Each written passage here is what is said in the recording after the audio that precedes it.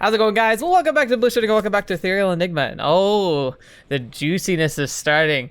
Yeah, so we're on the beach. We're at Kira's beach house. We're having a good time, and we get an opportunity here. We get to either go and join Erilynn sunbathing or go see what Kira's up to. I mean, we all know what I'm going to be choosing. I've already made my choices at this point. I'm fully 100% committed to the best girl, Kira, but we still have the choice to make, and that means we're gonna probably have some really fun interactions going up right here. So hope you guys are excited and joining me as we kind of kick this off. And keep in mind, again, we're getting close to probably what is the end of the story. Like, we're obviously not at the climax yet, but we're getting there. And I believe we're technically in the finale like segment of the story, because it was broken up into, I believe, 5 chapters, and I think I've been accounting for all 4 up till now. So I think that we're at the beginning of chapter 5, and it being the finale means there's probably gonna be a lot going on, but we're here. So let's see how this all plays out. Hope you guys are enjoying and excited, and let's just jump right into it. Pardon me right away. I've got a little bit of a sore throat, so hopefully it won't be too much, but I got some water, so hopefully that'll help me out. But let's jump right in. See what Kira's up to. Kira stands on the edge of the beach, letting the ocean wash over her feet. Her hair floats behind her in the breeze. Aw, fetch, and the music. Hey, Kira. She glances back at me. Hi. I stand next to her. The cold water splashes my feet, pulling it gently into the tide. Oh, this is gonna be good. It's really peaceful here. She nods. Oh, I just realized I didn't do the music thing. Remember, the configuration is stupid. You have to like readjust it every time you load the game if you want it to be at a certain setting. But that music is good. My family has traveled to a few beaches. This one is my favorite. Ooh, did they pick this place, like the house, because you like it, or is it just a good memory place? I can see why. As I look around, I can see far across the shoreline where the rocks meet the sea. Seagulls fly high in the sky, cawing their arrival. You've chosen a really nice spot. We can see everything from here. Not quite. Kira looks in the distance before turning back to me. I know some place where the view is even better. Heck frickin' yeah! Where is it? Follow me. Okay. She sets back across the sand and I scramble after her. We head away from the shops and the boardwalk and deeper into the secluded area of the beach. Kira pauses in front of a rocky ledge and climbs it easily. Bracing myself, I climb up behind her, step into a cave opening. How did I know it was gonna be a cave? I just had this gut feeling. It's always beaches and caves, man, every single time. Our footsteps echo in the dark and damp tunnel, but it soon opens up to a cliffside with a high dive. My breath catches in my throat as I look at the endless ocean swallowing the horizon. On the one side of the bustle of the boardwalk, an explosion of color and people. On the other side, this is the serenity of nature. Waves crash against the rocky shore, dissolving into sparkling droplets of mist in the light. Now you can see everything. Wow. Wow. It's breathtaking. It's really fun. This summer I got to go on a big trip, and whilst we didn't get to go to the beach, we did get to go visit like a lake. I think I mentioned this last time. And it had a private beach. But the water there, it's a Bear Lake in Utah, Idaho. Like, it's like right on the border of those 2 states. The water is really crystal clear there. And it's warm, and like while it's busy and full of a lot of life, like there are moments where you can find like a bit of an emptiness to it. And it's really wonderful. And then I also had like almost like as a counter to it, I went to Portland the year before, Portland, Maine, and there we got to see a lot of beaches, and a lot of them weren't sand beaches, but the rocky beaches, and that was one of my favorite places because climbing down the rocks, you had these tide pools, you know, water that would like, when the tide comes in, it fills up with water, but then as it goes out, it just kind of sits isolated in these rocks, and there's like just so much life and mussels and all these other little critters in there. Just kind of like, that's kind of more the natural like side of things that that we're describing on the natural side, away from like the sandy beaches. The sandy beach is fun. I think I prefer the rocky, more secluded beaches. Like, not for like swimming and like relaxing per se, but just for like the feel of like the ocean and actually like the natural part of it. I think I like that a little bit more. Beaches that are full of people can be, I don't know, stuffy, overwhelming.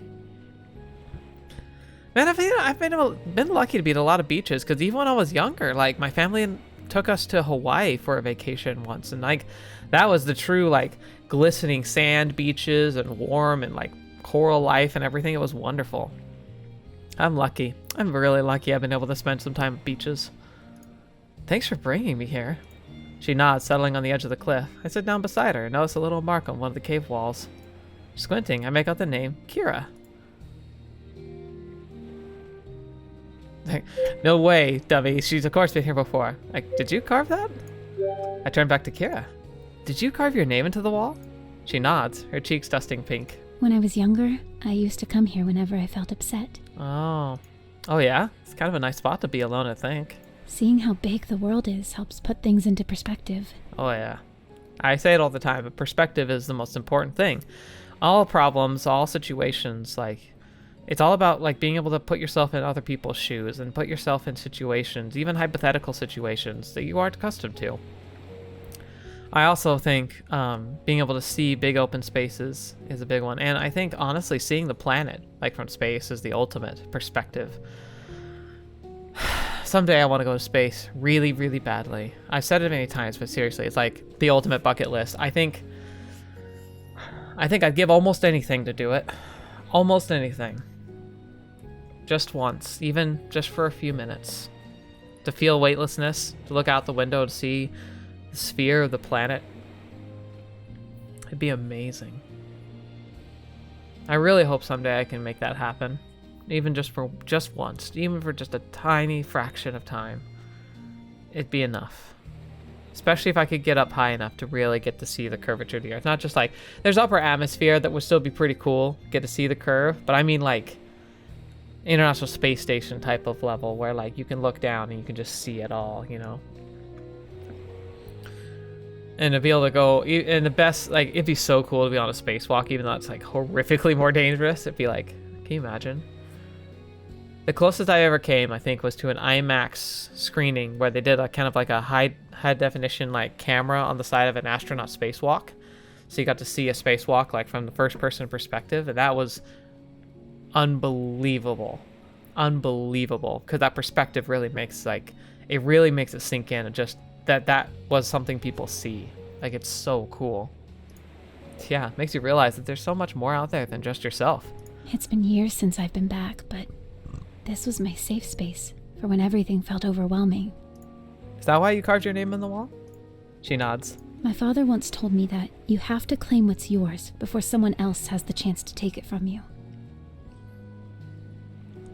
I think I feel the eminent threads of fate pulling on the script here.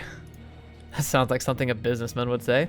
He was talking about patents, but I was too young to understand at the time. I thought he meant I had to write my name on everything that I wanted. That's so really, I did. That's believably cute, and I love it. She looks away. It seems silly now, doesn't it? No, it makes sense. I feel a smile tug my lips as I glance at her. She hugs her knees into herself, looking delicate. I feel grateful that Kira's comfortable enough to share her safe space with me. The thought makes my heart feel full, and I want to show her that I understand.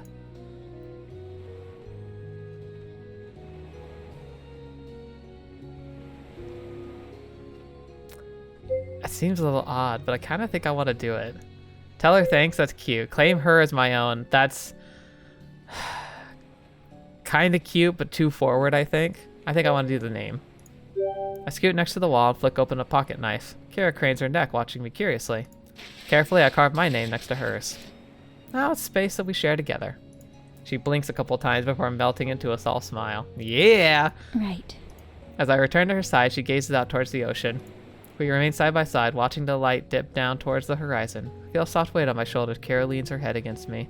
I rest my head on hers as well as we watch the sunset in the sky ablaze with orange and red clouds. Yeah! Thanks for bringing me here, Kira. She nods, smiling softly. I really like how paced it is, you know? Like, it's really easy to think about, like, oh, just rush her, swoop in and give her a smooch, you know? But, like, that's not really how these things play out typically, especially with someone like Kira. And, I love that. I love how it plays to, like, what I feel is a sense of realism. Like, sure, when you have formal dates, you can end up, like, having a kiss goodnight. But my experience was, and my comfort level growing up and being in the dating scene, was never to just rush into it. I liked it to be something that just felt like right, something you knew that they wanted to, you know? I'm sure I missed signals where they would have been okay with it, but like, I don't know.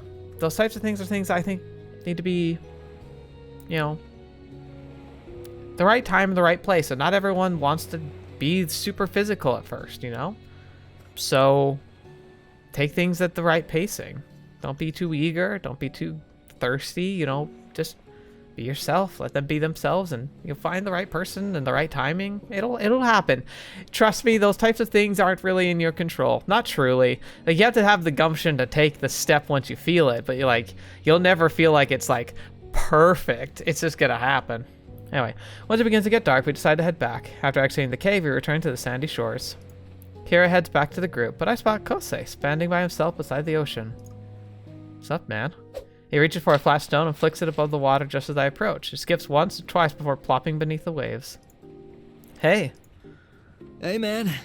Following his lead, I palm a smooth, flat stone and flick it over the water. It skips 2 beats before falling in. 2 or 3 is about the best I can get. Not bad. Thanks. Kosei tosses another stone, watching it plink 3 times before sinking into the water. This is really nice, isn't it? Yeah, I can't remember the last time I was at a beach. Me neither. Going with friends is way different than going with family. I don't have to babysit anyone here. Yeah, that's because we're all too busy babysitting you. Kosei chuckles. Please, if anyone here needs looking after, it'll be Mina. Speaking of which, where is she? We glance over to see Mina trying and failing to stack a bucket of sand. Her face collects into a small pout as she angrily shovels more sand into her bucket. Mina, get the sand a little wet. Just get a little water in there. You'll be a lot better off. I sigh. Yeah, sometimes I worry about her. He doesn't respond, but I notice that his gaze lingers on her just a little too long, and a soft smile forms on his lips. You can stop looking after her now. Kosei jolts back to the present. What? I didn't... I wasn't looking at Mina. Uh-huh. Although they try to be sneaky, I observed that Kosei and Mina have been spending a lot more time together than usual. I don't know what's officially going on between them, but it's starting to become obvious there's something. Oh, I see. Dating on the sly, huh? Really think you can keep this secret?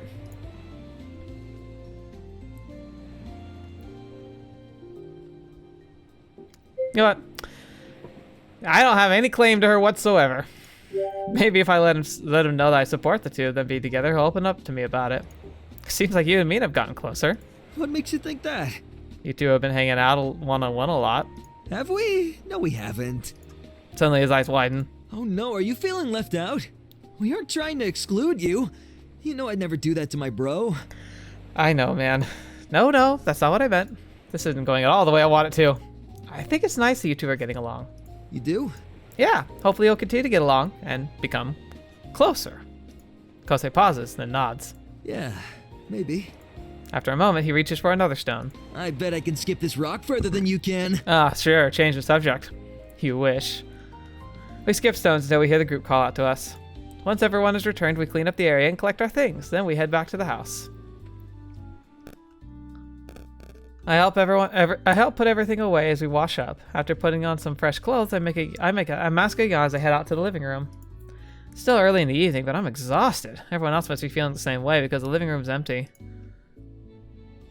As soon as I crawl into the plush, soft blankets, I drift off to deep sleep.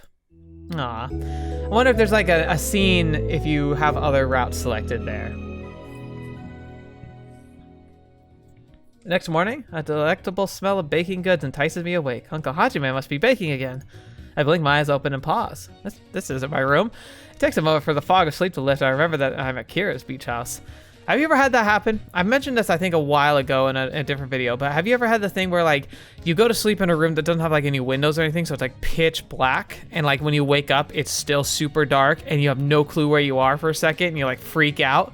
I hate that. I absolutely hate it, but thankfully it doesn't happen very often. I think the last time it happened, I was at a cabin, like, winter, like, camping, and, well, camping, you know, it's in a cabin, so it's not like camping, but I was just in this cabin up in the mountains with, like, I think I was with my Boy Scout troop, because I was in Boy Scouts, and it was snowing pretty heavily, and it was up in the mountains, so obviously we had a ton of snow, and so, like, while it snowed through the night, it had actually built up outside the window and, like, blocked it, so I woke up at, like, 6 in the morning, but the snow blocked all the light, and I was in an unfamiliar place. I didn't know where the light switch was, and it was pitch black, and I kind of panicked a little bit. Thankfully not too bad. Like, I wasn't yelling and screaming or anything, but like I felt blindly until I found a wall, and then I felt for a switch and flicked the light on. I was like, oh, right, at the cabin.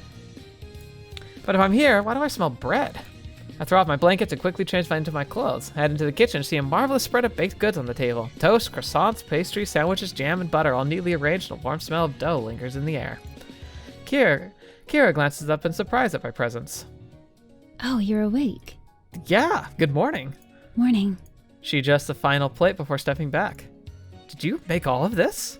She shakes her head. There's a bakery nearby. Oh, okay. Oh, too bad. So you woke up early and bought all this yourself? She nods. My eyes widen. You didn't have to do that.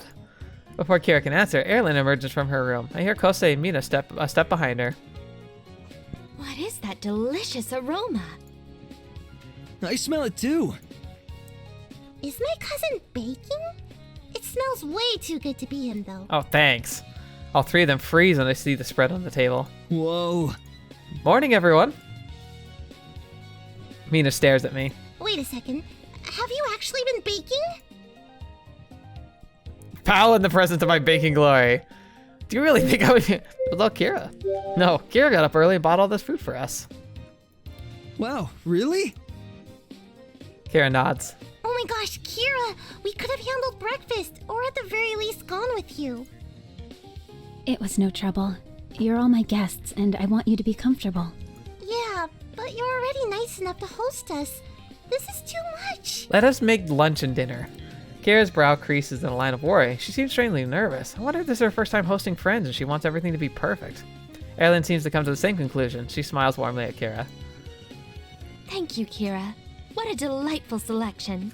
Good on the pickup. Ooh, you even have sandwiches. Reaching for a sandwich, she takes a big bite. Mm-hmm. Kira smiles at Erilynn's obvious enjoyment. I'm glad you like it. Please, everyone, feel free to help yourselves. You don't have to tell me twice. Following Erilynn's lead, Kosei grabs a croissant and bites into its buttery layers. So good. Okay, but I've got breakfast next time. Kira nods and Mina selects a pastry. Once we've all started eating, Kira nibbles on a slice of toast. The food is delicious and my belly seems full and happy. As we clear the table, I pull Kira aside. I didn't get a chance to say this earlier, but thank you for going out of your way to bring breakfast for us this morning. You're welcome. I hope you liked it. You really can't go wrong with baked goods, unless you're like, you know, like celiac disease or something. Yeah, we usually have bread for breakfast, so it felt like I was home. I thought that might have been the case, since your family runs a bakery. Oh yeah. Is that why you picked the bread this morning? Kira smiles, her cheeks blushing slightly, then nods. She's even more thoughtful than I expected. Once everything's put away, Mina turns to the group.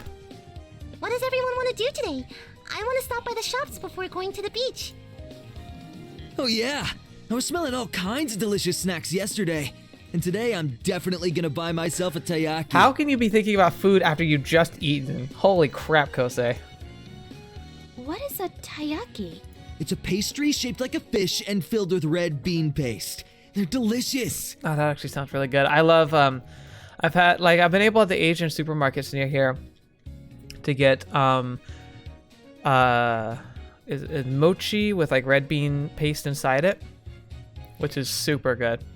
I love red bean paste because, not because it's Japanese per se.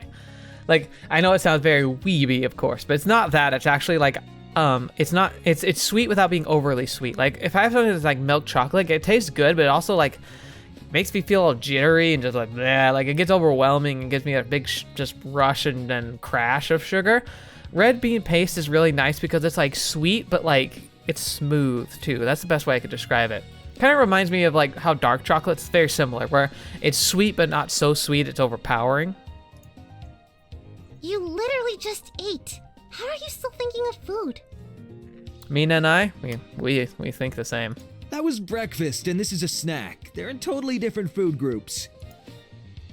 Shopping sounds like an excellent suggestion. I'm curious to see what this town has to offer. It's been a long time since I last visited the shops. Let's go check it out then. Sounds like it's a unanimous decision. We take a few minutes to get ready, then we leave the house together. It's another beautiful day outside with the warm sun hanging high in the sky, not a cloud in sight. There's just enough of a breeze to cool our skin from the bright rays. I can hear the excited chatter of shoppers even before I see them. Marinated seafood and meat sizzles on the grills, filling the air with a multitude of smells. Fish sounds good. We soon join the noisy bustle of the street. Mina glances excitedly around as we walk. Suddenly she pauses. Hey, Kosei, look! Taiyaki! Where? What? Where? Over there! She points at a stall. Where? I don't see it. She sighs. You're hopeless. Come on, I'll show you. We'll be back later. She grabs Kosei's hand and the two of them walk off. We all just gonna overlook the fact that they're like openly holding hands? Come on, we gotta talk about it. Erilynn blinks. Why are we so interested in this taiyaki? Is it that good? She hurries after them before they can get too far. Wait for me! I must try it! Kira and I are the only ones left. We stand around awkwardly until she glances at me out of the corner of her eye. Was there anything you wanted to buy? Not really. I just suggested we come here because everyone else wanted to. Do you want to go somewhere else instead? Sure. Do you have anything in mind?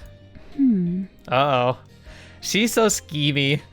A loud whoop and a shout distracts us. Looking around, I spot a large gathering on the edge of the beach not too far from the shops. Faint pumps of music travel through the air as people dance and cheer in the sand. I wonder what's going on there. Kira looks over and cocks her head to the side. Should we go check it out? Yes, let's go. All right, on to an adventure. We make our way over. As I peer through the crowd, I spot a series of sticks placed at varying levels. Oh, limbo. There's only one thing this can be. A limbo competition! Wow, is this always here? Kira shakes her head. This is the first time I've seen it. Behind the limbos, set up is a booth with prizes. A large bear with a showcase prize, which is surrounded by smaller stuffed toys and other trinkets. An announcer calls for contestants. I wonder how I'm doing that. Point for me, especially since I've lost the weight, I'm a lot more limber now. Second point, I'm actually very flexible. I have some pretty interesting genetics on my side, but let's just, okay. I've mentioned this a few times, but it's always relevant to bring up again. So I'm sure some of you have met someone with a double jointed thumb at some point or another. If you want to have a good look, it's like I can bend my thumb back like that. So like my joint pops out. I don't think my camera, I think the lighting's like, not like, there you go. So normally you have like a safety like bone that keeps your joint in socket, but I don't have that in my thumb. That's pretty common. Thing is, I also don't have that in almost every other joint in my body. So I can do this with my fingers. I can hyperextend my knees so I can like they bend outward. I can pop my shoulders in and out of socket, although those hurt. And the only exception I think really is my elbow, which I can't hyperextend. All in all, if I'd been born in a circus, I probably could have been one of those people who could tie themselves in knots. And while I can't do that, it does give me incredible flexibility. I can't really show you with the camera here, so maybe it's something I'll have to showcase some other time. But for instance, I've never had any trouble touching my toes. In fact, I can reach past my toes very easily with my legs straight and all of that. Usually I can reach down and touch my wrists to the floor. And when like in like physical education, they do like various tests and stuff, and there'd be a flexibility test where you'd put your hands together, put your feet on like a box and see how far you can reach. And I would outperform not only all the guys, but all the girls in my class. I was more flexible than they were, including like people who were in gymnastics and stuff. And I never had to try. Now, as I'm getting as I'm starting to like get a little older, like I can see that like I'm starting to lose that flexibility, but I keep stretching, and I think I'm gonna keep a lot of it by doing that. Oh yeah, I guess another showcase I can do here is like, so I can bend my arm around here, and I can reach around and stroke my chin from around my head. Hope I didn't freak you guys out too much. But all in all, I don't really have the best of abs, I would say, but I bet you I could do decent at a limbo. That's what that whole rant was about. I need to try a limbo sometime. Join the party and win a prize. Who here can go the lowest? Me! I can! We watch as a girl limbos through the first hurdle, then the second, but knocks off the stick on the final one. Oh, so close. As she walks off, he addresses the crowd. Anyone else up for the challenge? Anyone? His gaze flicks to Kira. How about you, young lady? Would you like a chance to win the prize? Kira shifts uncomfortably. She's put on the spot. She glances at the bear and back at the announcer. Okay. Really? I mean, good. Come on over. He's like, really? You'll do great, Kira. She nods and then heads to the limbo area. If you can successfully limbo under each challenge, then you'll win the prize. Sounds easy, right? Yes. Okay. Good. Then limbo away! This is gonna be one of her secret talents. The music starts up again. Everyone cheers as Kira easily slides over the first hurdle. Go, Kira! She gracefully arches her back and she slowly steps onto the second hurdle. Just as she's making it through, a shrill voice crawls out across the sand. My word! What is going on here? Who's Karen? A middle-aged woman with a "can I speak to a manager" haircut. Oh, she's a true Karen! And whose name sure is Karen, shuffles with difficulty over the sand. The announcer doesn't miss a beat. Welcome to our limbo extravaganza. Limbo your way into a prize. Are you up for the challenge? I most certainly am not. She puts on her hands on her hips. I cannot condone such eroticism. Are you sure this is a Karen? The comment stumps everyone, including the announcer. Ma'am, it's just limbo. That doesn't excuse anything. I saw the suggestive pose that I see. girl was getting herself into, and I will not stand for it. This is a family beach. What if my daughter was exposed to that? Wow. The sad thing is I genuinely don't know what I would do in this situation. Ma'am, you must be mistaken. Are you calling me a liar now? Such disrespect. I want to talk to your manager. It's not a manager. What? Okay, sure. There is no manager. This is just a one-time event on the beach. No manager? Impossible. I promise you that I will find your manager, and they will be hearing some stern words from me. Just as quickly as she arrives, the woman storms out. Oh, thank goodness, you got lucky. A Karen that actually left of her own volition. There's a moment of silence while we all process what happened. Then the music turns back on, the announcer flips back to Kira. That was strange, but let's not let that woman distract us. Just one more to go. Right. The final limbo is a lot lower than the others, and everyone quiets down as Kira contemplates how to cross it. Very carefully, she bends far enough backward to just squeak under the bar. Slowly, she shuffles forward. Everyone watches with bated breath as her legs, then torso, then head make it under the limbo. Suddenly, she loses her balance and crashes down to the sand. A collective gasp is heard. Did she make it? The announcer steps beside Kira, who remains frozen in the sand. He closely inspects the position of her landing with the limbo pole, then grins. It looks like we have our first winner. Congratulations. Yeah! The crowd cheers. I rush over and help Kira dust off the sand, then walk with her to the prize booth. That was awesome! I had no idea you were so flexible. Neither did I. Oh, Fetch, you really just out of the blue? A giant burly man greets us at the prize booth. A large teddy bear is already in his hands. Congratulations. You won the giant teddy bear. Heck yeah! Thank you. He starts to pass it over. Kira clutches it, but teeters precariously. Whoa, this bear is almost as big as she is. The giant man hesitates as he looks at Kira, his grip still on the bear. Are you sure you've got it? Yes, I think so. He looks skeptical. All right, then here you go. Kira hugs the bear to her body while the man lets go. He leaves to help another contestant. Oh no. Oh, as soon as she's got it, Kira topples over. Are you okay? I help her to her feet. Yeah. She eyes the bear up and down. This bear is bigger than I thought. Yeah, it looks much smaller from the other side of the platform. She reaches for the bear again, trying to find the best angle to carry it. Here, let me help. That's okay. I don't want to burden you by having you carry Oh, it. Come on. I got to watch a good show. It's fine. It's not a burden for me. I pick it up and take a few steps, but the bear feels awkward in my grasp. It's hard to walk at this angle. Maybe I can carry it on my back? Shifting it around, the bear rests its limbs against me as I give it a piggyback ride. There we go. Are you sure this is okay? Oh yeah, this is perfect. Let's go. With the bear now safely secured, we slowly make our way down the street, but pause to take a water break. As Kira goes to get a beverage, I settle on the bench, making sure the bear is upright at the end of the seat. When she returns, Kira offers me a drink. It's a thank you for your hard work carrying the bear. Oh, it's not that hard. Thanks.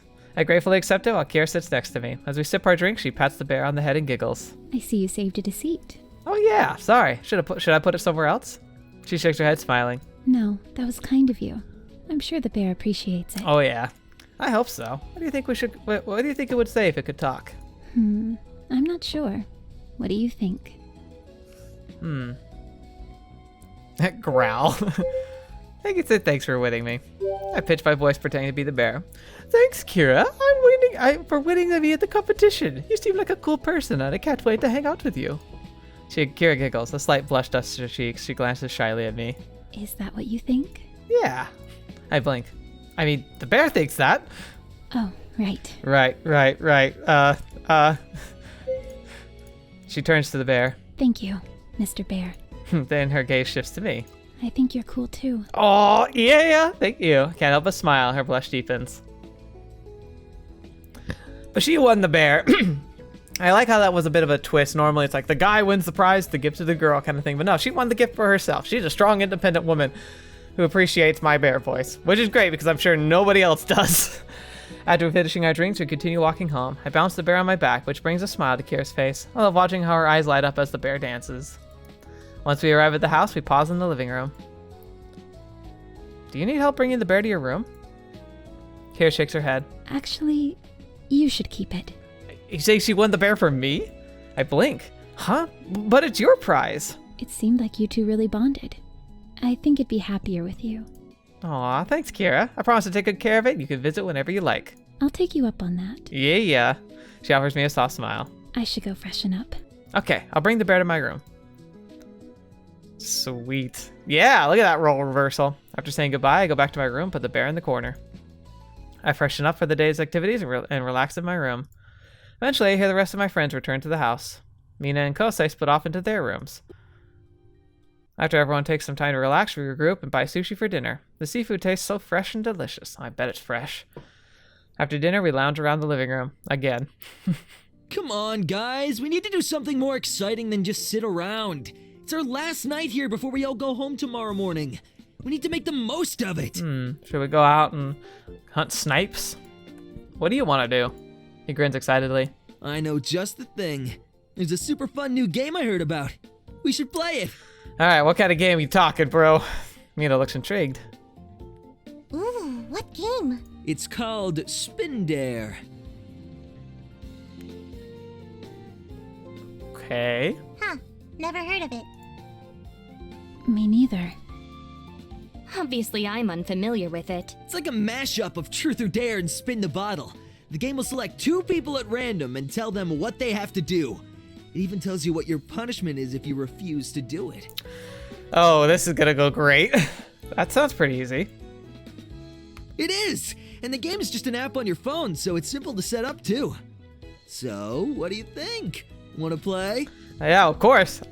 This is definitely gonna end in disaster.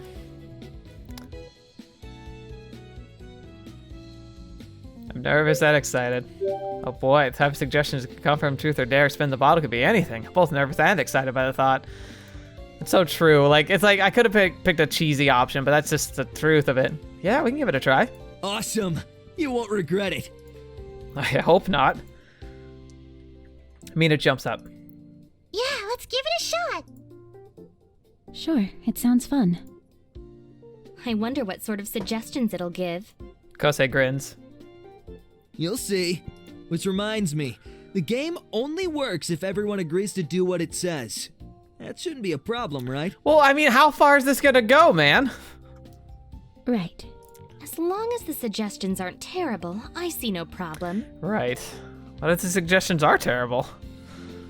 Trust me, they won't be. I'm not sure, Kosei. He winks. Mina huffs impatiently.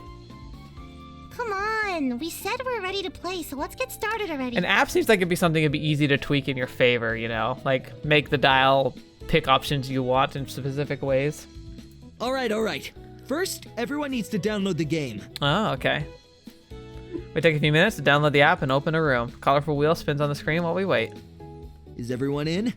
We all nod. So are we ready for round 1? Yes, let's get going. Erilynn grins broadly while Mina fidgets in her seat. I'm as ready as I'll ever be. I hope I don't get anything weird. Oh, it'll be weird, but I'm guessing it won't be like what we hope for. You know, me and Kira and you and her. Me too. Kira's hands are nervously clasped together. Let's do this. Alright, no turning back. Kosei launches the game while we wait for the first round to begin. A moment later, the spinning wheel is replaced by text. Erilynn must give Kira a hug. Ooh, ladies, you're first. The two girls blink at their phones and share a look with each other. Erilynn grins. How fortunate. We have a simple one. Kira nods. Kosei shuffles over and nudges me excitedly. My man, do you see now why I suggested this game? Yeah, because you want to hug Mina. You know what's gonna happen now, right? They hug. Yeah, and do you know what happens when that happens? I don't know what. They hug. Yeah, they're going to hold each other tightly, and their chests will be squeezing into each other. Kosei, calm yourself. I know we'll appreciate this, but you can't be saying that. The image plays out in my mind and my eyes widen.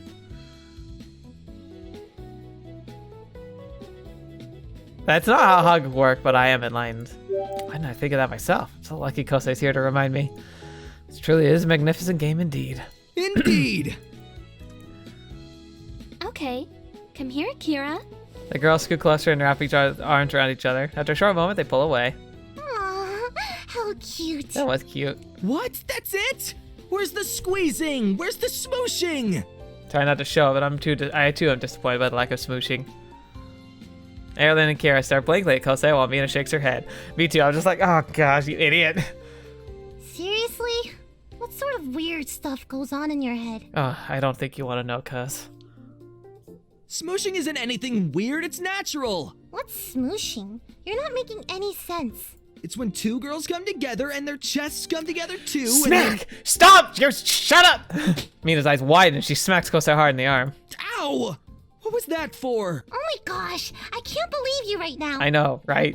You're the one who asked for an explanation. Why do you even know what that is? Because, like I said, it's natural. Kira and Erilynn watching confusion. What's happening? Trust me, nothing. Ugh, you don't want to know. Let's just move on. Good idea. The app's wheel spins again before the next suggestion pops up. Kira must give Protag a massage for 30 seconds. I mean, I approve! Dude, you got picked, and it's a good one. Kira looks at me and her cheeks brighten. Hurry, Kira, the timer has started. Are you only if you're okay with this? Oh, okay. She shuffles over to my side and hesitates, unsure where to put her hands. Where should I massage? Wherever you're comfortable. She nods and then places her hands on my bicep.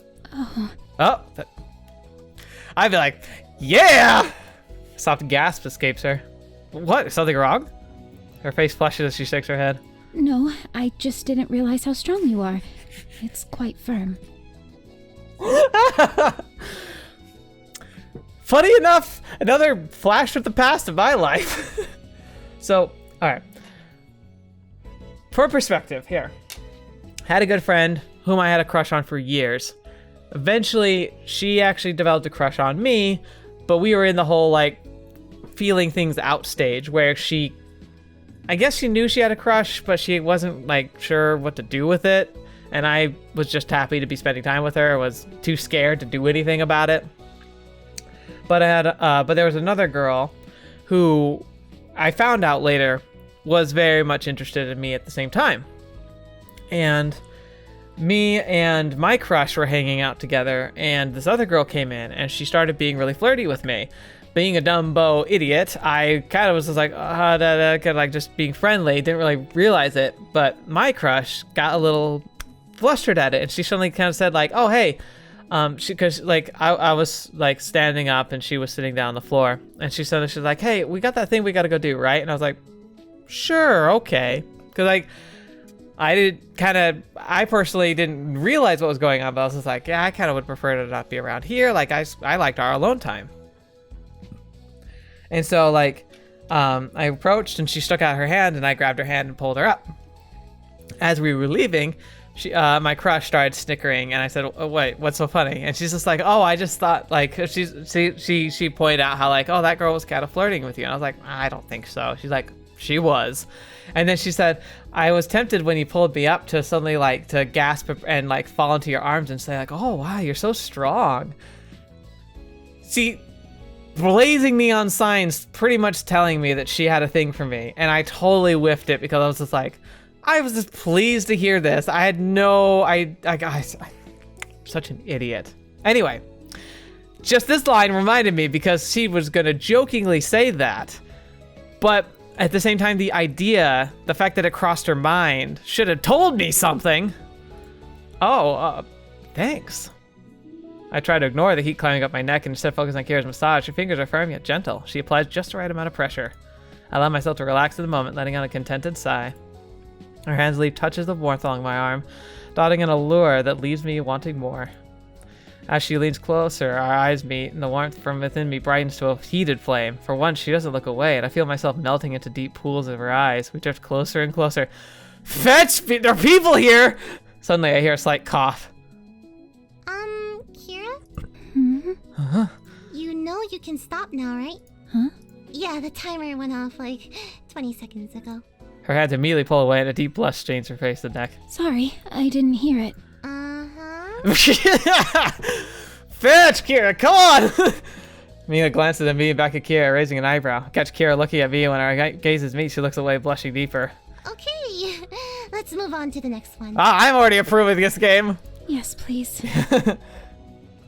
The wheel spins again. We read the next suggestion.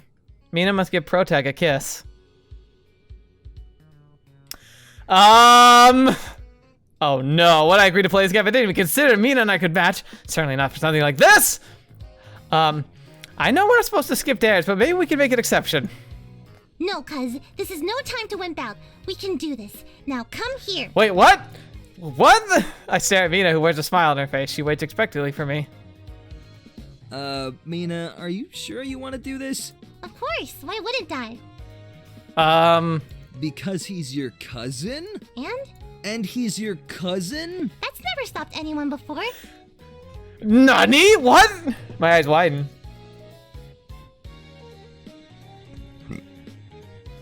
I have to see if there's a Mina route, and I have to try this, but like, the Mina I know would never go for something as crazy as this. What's happening to my cousin? Mina, think about what you're saying. Why are you making such a big deal out of this, cuz? Like, kiss on the cheek, maybe? She scoots closer to me and takes my face in her hands. Whoa! My heart races, her face inches closer and closer, then she quickly plants a small kiss on my forehead. Oh, thank goodness. See? All done. Everyone pauses in surprise.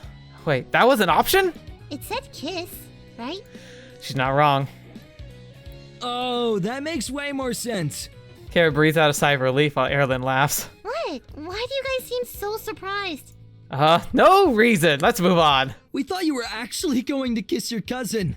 You know, like on the lips. What? Why would I do that? He's my cousin. That's what I said. Hence my concern. She turns to me. Is that why you were being so weird? You thought that too? Hey, maybe we should move on to the next round. Mina recoils in horror and then punches me in the arm. Ow! Ew! Oh my gosh, what is wrong with you? Sorry! Hey, I'm not the only one who thought that. Yeah, but you're my cousin. I can't believe we're even related. My defense, that tarot card lady said we aren't related by blood. She glares and hits me again. Okay! Maybe we should move on. Yes? Yeah, we definitely should. I don't want to think about this for another second. Mina shoots Kosei and me one final glare before the round begins. The spin suggests Mina and Kira, but before they can take their turn, Kosei frowns. Hey, wait a minute. It's been a few rounds now and I haven't been picked once. This game is rigged. Are you sure you logged in, bro? It's weird. You should check our phone and see what's wrong. Kosei grabs his phone and blinks. Oh, it's dead. Guess that explains it. Seriously? How did you play all these rounds and not realize your phone is dead? Didn't you ever look at it? I mean, I didn't have to since I could see the pairings on everyone else's phones. Mina shakes her head. I sometimes wonder about you. Hold on. Let me get my charger and let's restart.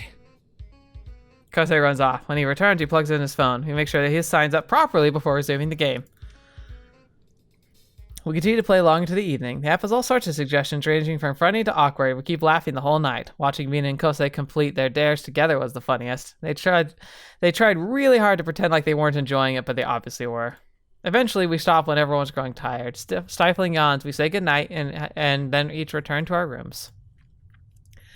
I quickly change, get ready for bed, then slip under the soft blankets. In a matter of minutes, I'm sound asleep. Oh, that was lovely. Not too much longer, I think. Probably get ourselves back home, and then we'll probably leave for the rest of the for this episode. I wake up to an enticing aroma. Did Kara buy us breakfast again? Throwing off my blankets, I quickly get ready, then head to the kitchen. Instead of the beautifully baked spread from yesterday, I see clumsy plates of runny eggs, greasy bacon, charred tomatoes, and burnt toast.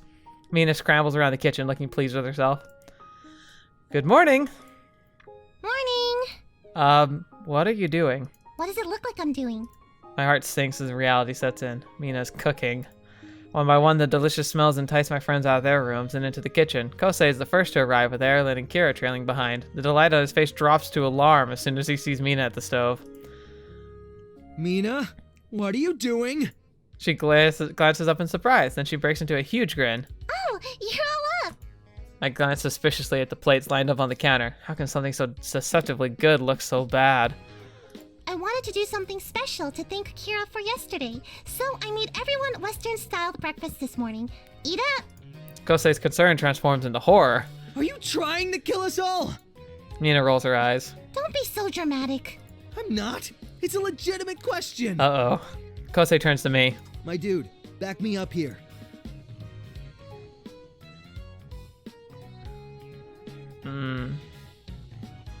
Maybe it's better than it looks?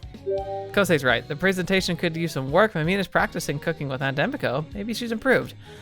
It could still taste good. After all the lessons without Emiko, Mina's bound to have picked up a few tips. Yeah, I've picked up a lot. Can't you tell? I mean, it smells good. She gestures to the plates and I force a smile. She's not helping her case here. Erilynn brushes past us, shooting each of us a look of disdain. Of course the boys are rude and unappreciative. I wouldn't expect anything less. I was trying. She flicks her hair back and offers Mina a smile. I think what she's done is very generous. Kira nods. Yes, thank you, Mina. This is very nice of you. Of course! It was the least I could do after all the food you bought for us yesterday. Go ahead, dig in. She pushes the plates toward the girls. Erilynn picks up a fork. Thank you. I think I will. Don't do it. Oh, stop. It can't be that bad. After all, it smells so good. That's how she lures you in. But don't be fooled. She's like a gorgon! Mina is right. You're very dramatic. Ignoring Kosei's warning, Erilynn shovels a mouthful of food. Immediately, her smile freezes into place. Erilynn? Slowly, she forces herself to chew, the smile becoming more and more strained with every bite. Well, what do you think? Erilynn clears her throat. Excuse me. Oh my gosh. Quietly, she gently places the fork on the plate and then exits the room. Kosei and I share a silent look. Mina glances briefly at the doorway. That was weird. Maybe she had to go to the bathroom. Kosei, if you end up getting married, you better get used to spending a lot of money on eating out. Yeah, to vomit. Mina glances at Kosei and then turns to Kira. Kira, why don't you give it a try? I made it especially for you. Oh. Don't do it, Kira. Save yourself. It hurts, but it's probably true. Her brow creases in slight worry, but she picks up her fork. She digs into the eggs, watching it slide right off. After a second try, the eggs make it to her mouth. Her face remains a blank mask as she slowly chews. Is it good? After a pause, she shakes her head, then takes another bite. But you're still eating it? She nods. So it can't be that bad if you're managing. It could be improved. Mina looks worried. Oh no, what's wrong with it? Well, the poached eggs broke its shape, and that makes it hard to eat. It's rubbery. Huh? Those are supposed to be scrambled eggs. Would you scramble it in water? Kosei grimaces. It's even worse than we thought. She glares at Kosei before turning back to Kira. What else can I improve on? Kira takes another bite. Is bacon supposed to be chewy? Undercooked bacon. Okay, Kosei whisks the plate away from Kira. Yeah, like, don't, that could actually kill you. this is getting dangerous now. Mina's eyes are wide, and for once she agrees with Kosei. Yeah, it's okay. If you don't like it, you don't have to eat it. Are you sure? Yeah, I don't want you to force yourself. Oh, excellent. Erilyn's like, thank goodness I can actually come in here now. Before Kira can respond, Erilynn bursts back into the room wearing a bright and cheery grin. She struts over to her seat as if she'd never left. Whoa, Erilynn, where did you come from? Thank you for your efforts, Mina. Oh, you're welcome. Did you want more? No! My, what a lovely night we're having so far, aren't we? Deflection! Erilynn plasters on a bright grin as she ignores the question. She's like a social, like kung fu master. She's just blocking all the blows. Was she just hiding in the next room to avoid eating Mina's food? Wow, I can't believe you. I'm not sure I know what you were talking about. Uh-huh, how does it feel up there? Up where? All the way up on your high horse. Erilynn raises a delicate brow. That's funny coming from someone who refuses to even try the food his own family made him. I've been there!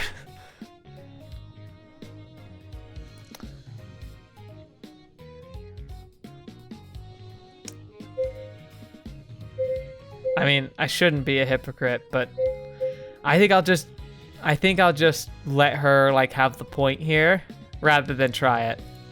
I begrudgingly cross my arms. Touché.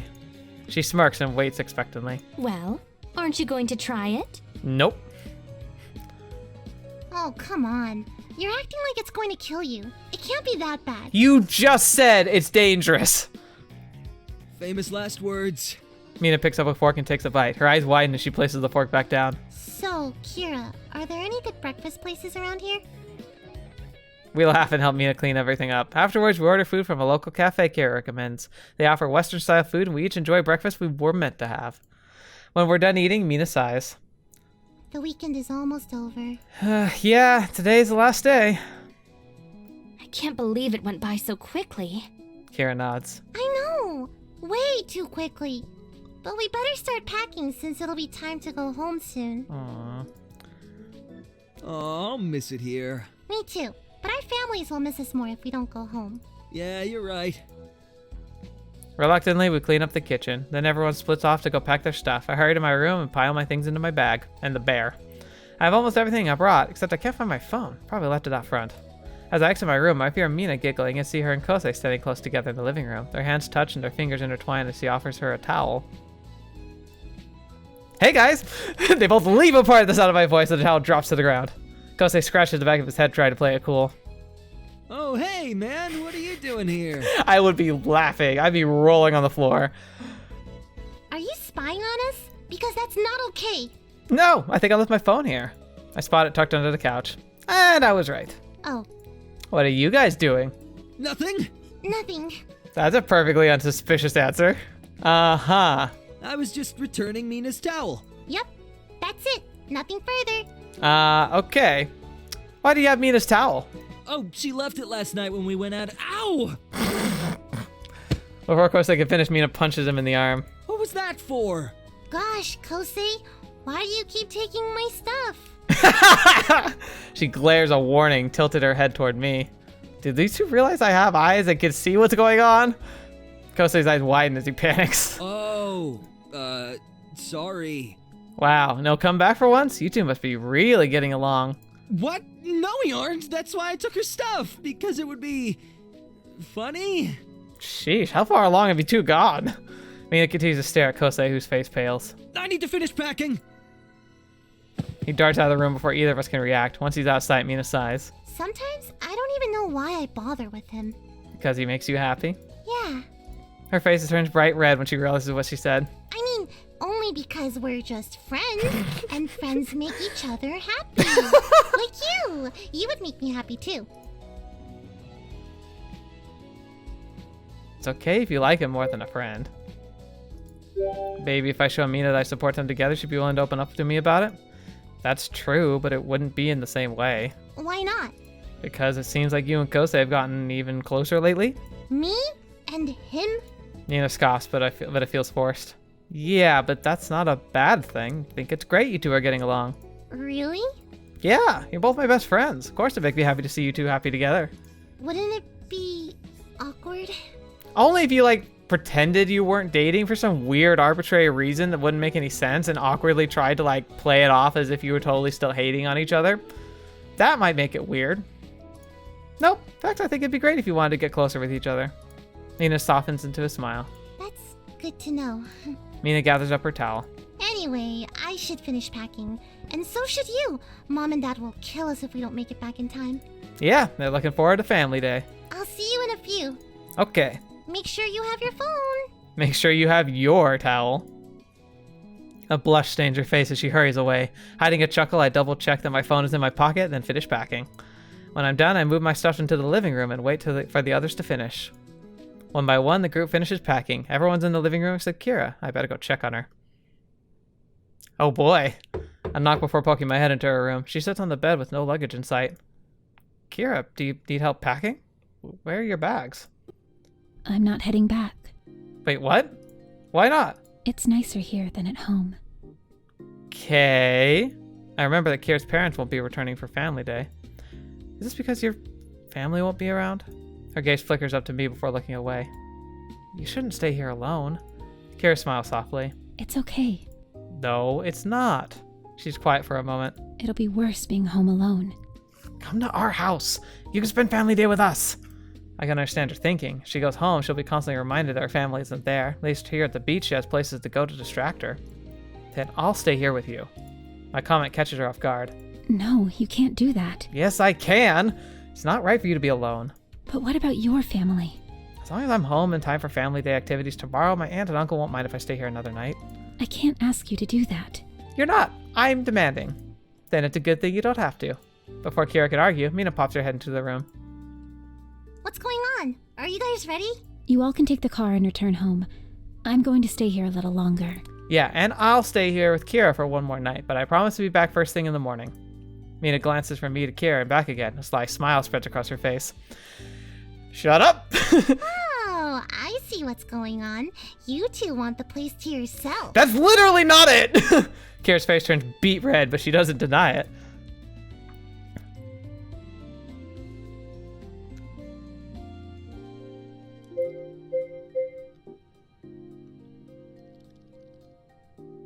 Don't bother responding. Let her think what she wants. Doesn't matter. Besides, if Kira doesn't think it warrants a response, then I don't care either. Mina's smirk broadens. I knew it! It's obvious your mind is set, so I won't try to convince you otherwise. Kira offers her a small smile, which Mina gladly returns. Then she looks at me. I'll cover for you tonight with Mom and Dad, but make sure you're back first thing tomorrow. That just turned exciting. You got it. Let's say goodbye to the others. She is very happy all of a sudden about this. The three of us exit the room. Kosei glances at us in confusion. What happened to your luggage? I'm going to stay here for one more night. Yeah, I figured I'd stay too. Kosei looks back and forth between us and grins as broadly as Mina did. You shut your face! Oh, I get it. Say no more. Stop it! He winks, but Mina shoves him out the door. Don't be weird. Come on, let's get going. Erilynn smiles at Kira. It's been an enjoyable time. Thank you for having us. You're welcome. She raises her brow when she glances at me. I assume you'll be returning tomorrow then? I like how Erilynn can read her room. Yes. With a final nod and goodbye, Erilynn follows Mina and Kosei out the door. As our friends leave, I shoot Aunt Emiko a quick message to let her know my change of plans. I'll have to rely on Mina to do the rest. I turn to Kira. What should we do now? I'm not sure. Family day activities. How about that? What were you originally planning to do? I was going to sit out on the balcony and work on my tan. The balcony overlooks the water and a good portion of the beach. It's a nice way to relax and enjoy the scenery without having to deal with the crowds. That sounds really nice. She nods. Okay, then I'll meet you there. Sure. Screw it. We're gonna do an extra long episode today. Let's just do the whole beach thing. Let's do all the beach stuff. We split off into our rooms. I quickly find my swimming suit and get changed. Afterwards, I make my way to the balcony and find Kira already lounging in one of the chairs. I settle into the chair beside her and let the warm rays kiss my skin. Ooh, look at this place. Thanks again for staying with me. Of course. Like, seriously. Why wouldn't I? Thanks again for letting me. She smiles. For a while, we just enjoy the beautiful weather and the pleasantness of being close to one another. Probably take a nap. We watch those people on the beach make up backstories for each of them. Kira's very in tune with reading body language. She can create a whole story from a simple look or movement. She's so creative. It actually sounds fun. The day starts to get late, but the sun's still as hot as ever. I hear Kira stir and see her reapplying her sunscreen, but struggling to reach her back. Oh, oh boy! Try to cop a cheeky feel, you idiot. Proper skincare is important! Her skin is flawless. It'd be a shame to see it burn her back because she couldn't reach. Do you need any help? She blinks and nods, a slight blush coloring her cheeks. If you don't mind. Never! Sure. I take the bottle from her as she turns away from me. Carefully, I apply the lotion over her shoulders and down her lower back, gently rubbing it in. Her skin feels smooth and soft beneath my fingers, and I notice how she almost seems to lean into my touch. Boy! Ooh! calm down. I sneak a look at her face and spot a soft smile on her lips. I must be doing a really good job. I return the bottle to her when I'm done. She accepts it with a smile. Thanks. No problem. There's a pause. Do you want me to help you? Sure. Oh, okay. She nods and I turn around. Her touch is light and gentle, delicate like a feather, as her hand smoothly runs up and down my back. Soon she's done. I try not to show my disappointment, but Kira spots it anyway. She settles into her chair and looks out to the beach. I catch her sneaking a look at me out of the corner of her eye. When our gazes meet, she blushes. There's no one even here. Why are we blushing? Oh, I can't help but blush. Oh, God. What is it? She shakes her head. Nothing. I was just thinking. About what? About this weekend and how nice it's been. Yeah, it's been a really fun time. It's always nice to get the gang together. She nods. The house felt like a home with everyone here. Probably feels a bit empty now, doesn't it? She shakes her head. Not at all. Oh! Really? But everyone's gone now. Not everyone. Aww. Yeah, I'm sure just having me here isn't the same as having a group around. It isn't the same, but She hesitates and smiles. it's just as nice. In a different way. Oh, my heart. I'm not going to survive much longer. It's too cute. I know what you mean, and I agree. Kira blushes, and her expression changes into something I can't read. Seems like she's struggling to make a decision. I wonder what's going through her mind. Every time I was in these moments in life, like I almost said in real life, like in life, I like, you know, like the dial tone that the old internet used to have, that like while I was thinking, like, I don't know if I never had to deal with it too much, only when I was like really young. But every time I was in moments like this in real life, that's practically what was going through my mind. All my thoughts just like flatlined, just became a ball of just like nervous energy, and I didn't know what I was doing. Finally, she turns to me. I want to give you something. Sure. What is it? Hold on. She heads back into the house, returning a moment later with a notebook. This is the manga I've been writing. Oh, that's even better. Oh, you finished it? She nods. I can't wait to read it. She nervously bites her lip, clutching the book to her chest. Promise me you won't laugh. I could never. Huh? Just promise. Okay, I promise. After a final nod, she shyly hands me the book. For a writer, especially if you haven't done a ton of like writing yet, that you haven't shared, this is like giving you like a journal of something. Like that's how precious it is. In fact, I'd say any writing is like that, but you get used to sharing it after you like force yourself to after a little while. But for somebody who's written something like a story for the first time, this is like a huge sign of like personal connection. Being able to trust somebody else with a story. It's such a big deal. Like, I cannot stress to you how big a deal this is. The characters are meticulously drawn and already looks professional. I wouldn't expect any less from Kira. The story is about a girl who moves to a new town. She's on her own, always has been, so she doesn't expect the new town to be different. She goes through the motions of living until she meets a certain boy. He wants to be her friend. At first, she's hesitant. What are his intentions? But he's persistent, and somehow, through him, she finds herself opening up, even when she doesn't mean to. He encourages her to pursue her passion, helps her find confidence to do things she never thought she could do. He supports her when she feels alone, and slowly she finds herself looking for excuses to spend time with him. I see why she did that, though, because like I said, like remember I said the first story is like a journal? A lot of people end up basing a lot of the experiences in the story off themselves because, frankly, that's the best point of reference we have. As you learn and write, you start learning about writing from perspectives you can't conceive of, typically. And also, a downside to first stories tends to be a lot of Mary Sue type characters, a lot of idealizations, a lot of, like, forced, like, virtues and no vices or weaknesses. But again, that's because it's an expression of an inner desire to tell a story that's, like, engaging, but so much is based on you can't help but let your biases creep in. But I think Kira might be an exception where she is so analytical of people, she might have actually been able to achieve a better balance of that. But like, you should never feel ashamed of your first story being full of like inconsistencies, Mary Sue's, and like plot holes galore. It's like, that's okay. Just writing it out is a big step.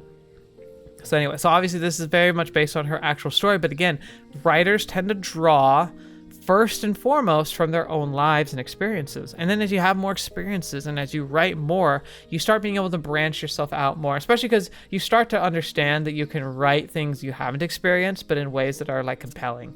But at first you don't usually do that. So anyway, makes sense. Through him, she learns what it means to have a true friend, someone who's dependable and honest, who will be there for her no matter what. The more I read, the more parallels I see between the manga and my relationship with Kira. Is this how she feels about me? In the final panel of the manga, the girl shares her ultimate secret with the boy, that she cares for him and wants to be with him. I turn the page to find his answer, but it's blank. Looking up, Kira keeps a calm expression on her face. The small tremor of her hands is the only indication of her nerves. Yeah, I'd be terrified too! Oh, yes. In her own way, Kira just bared her soul to me, and I look at her. Beneath her carefully sculpted facade, I can see just how delicate and vulnerable she is. Kira has more compassion in her heart than anyone else I know. It leaks through no matter how hard she tries to hide it. But she's not hiding it now. She's giving me her heart, and I'm ready to show her that I'll never break it. Oh boy!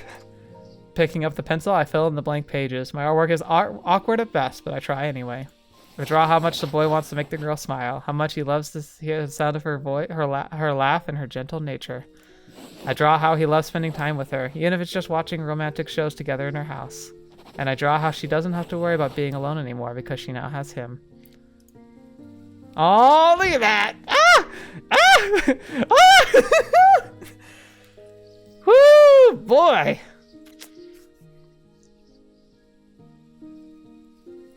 Dang.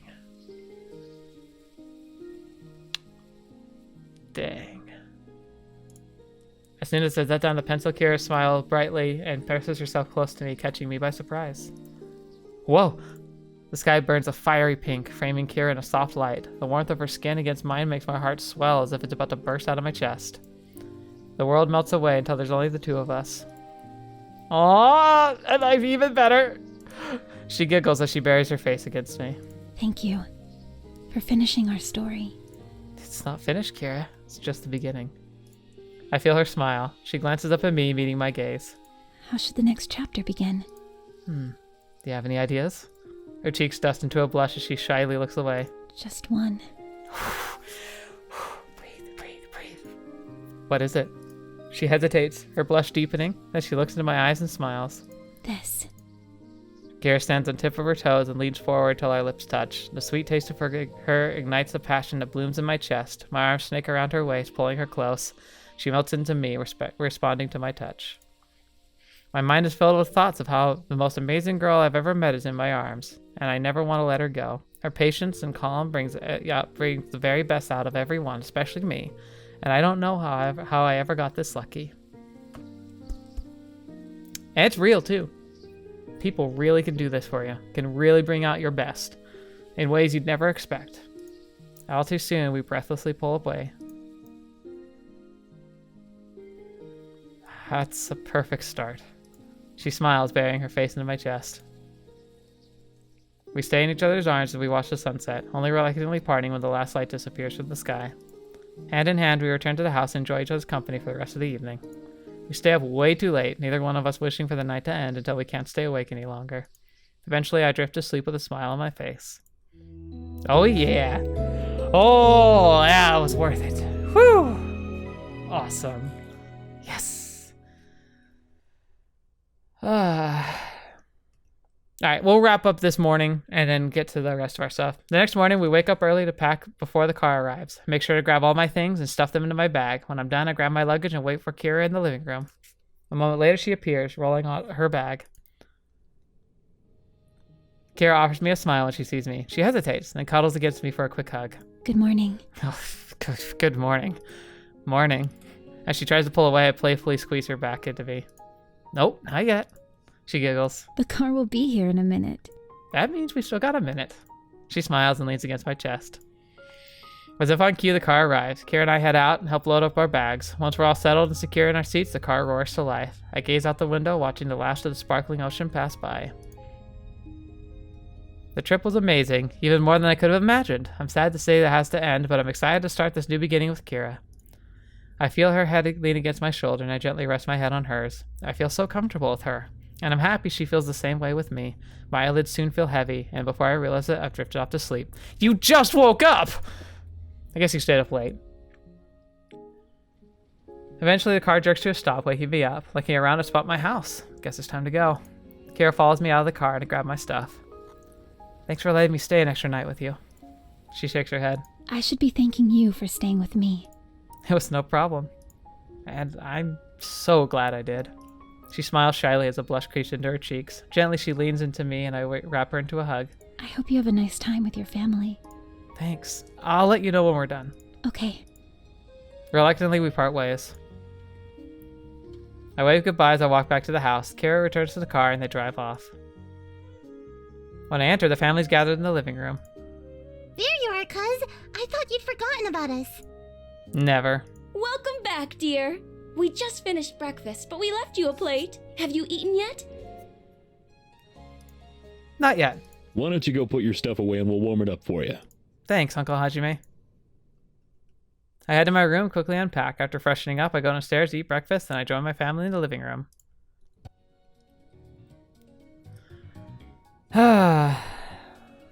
Alright. And this is where we're going to end for tonight. Definitely a long episode, but come on, that was perfect. We got all the beach stuff all put together, so that was... I have to admit, whoever they get writing these PixelFade games, they definitely do the romantic scenes really well. Like, they just know how to write them in just a way that's not too cheesy, but like just cheesy enough. You know, like the good kind of cheese, not overly so. That was lovely. Thank you guys so much for joining me today. Hopefully you enjoyed that. That was fantastic. What a great story. So now, I guess we have nothing else but like the finale of Erilynn's story and kind of, you know, maybe like what happens after kind of a thing. I'm sad to say, but I'm guessing this means that it's almost over. But it's been a fun ride while we've been going on it. So I thank you guys so much for being here. Thank you so much for joining me on this wonderful experience. It's been a pleasure. I can't wait to share this more with you in the future and to like, you know, have a good story to end us off with. And when it does end, we got to roll right into the next one. I've already got this selected, so I hope you guys will stick around for that. Definitely going to be a tone shift, but that's okay. Thank you guys so much. Oh, and thank you to PixelFade for making this game. They actually have announced they have another series on the horizon, which is very exciting. It probably means in the next couple of years it'll be out, and once it finishes all its parts, I'm sure I'll jump into that one too, because PixelFade is yet to disappoint me. I'm just excited. Thank you guys so much. And thank you to the patrons who make this channel even more possible. Hopefully you guys enjoyed the patron cast I released. And if you haven't seen it yet, go check it out. And if you're ever curious about patron casts and want to catch into it, all you have to do is join the Patreon for 1 month. It doesn't matter how long. And you get access to all patron casts for the rest of time. You can watch backlog of them. It's just a little bit of a glimpse into the like the goings on behind the scenes of the channel, maybe some more of my passions and hobbies, and just me talking more about stuff that doesn't really fit into videos that I make, but it's still really fun to talk about. Anyway, thank you guys so much for being here. I appreciate each and every one of you. You guys are awesome. And until next video watching me, I've seen you next. I'll see you there.